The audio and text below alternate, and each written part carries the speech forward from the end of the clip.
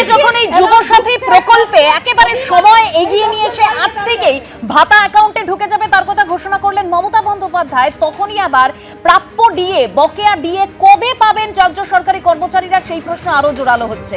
কারণ বকেয়া ডিএর যে 25% তার প্রথম কিস্তি দিতে সময় চেয়েছে রাজ্য।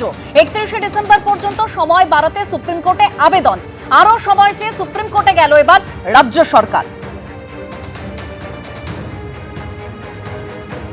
আমাদের সঙ্গে এই মুহূর্তে রয়েছেন ভাস্কর ঘোষ, সংগ্রামী যৌথ মঞ্চের আহ্বায়ক। মানে ভাস্কর, তা আপনাদের কেন মনে হচ্ছে যে এই আপনাদের যে বকেয়া ডিএ, সেই ডিএ দেওয়ার জন্য এটা একটা রাজ্য সরকারের চক্রান্ত, ডিএ আটকানোর জন্য, মানে না দেওয়ার জন্য?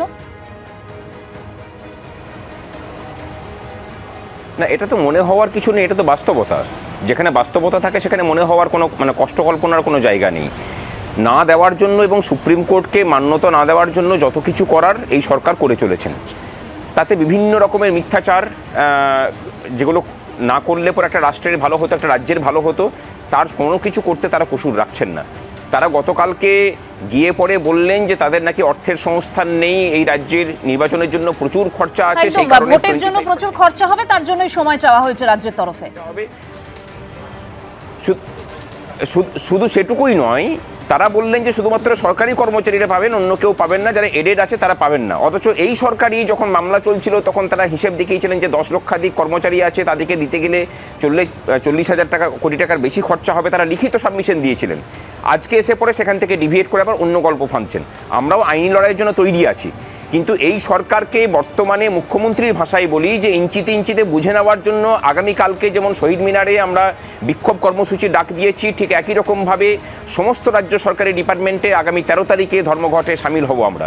আর আরেকটা কথা, যে যদি সরকারের কাছে অর্থের সংস্থান না থাকে, ইন্টারিম বাজেট যেটা লাগু হওয়ার কথা 1 এপ্রিল 2026 থেকে, সেই বাজেটে ঘোষিত প্রকল্প কিভাবে 7ই মার্চ থেকে এই রাজ্যে ইমপ্লিমেন্ট হচ্ছে, তার টাকা কোথা থেকে আসছে, এই প্রশ্ন আমরা আজকে রাখলাম যুবসাথী বিষয়ে।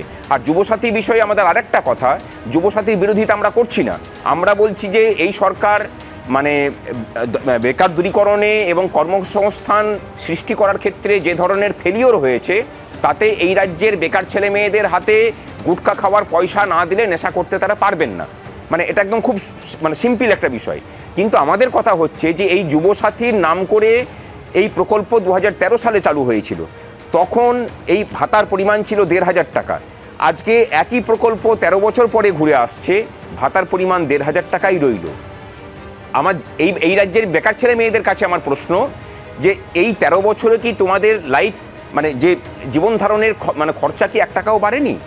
এইটা আমার তোমাদের কাছে প্রশ্ন। আমাদের সরকারের কাছে প্রস্তাব রাখছি যে এই ভাতার পরিমাণটা 1,500 টাকা নয়, অন্তত 3 গুণ বাড়িয়ে 4500 টাকা করা হোক।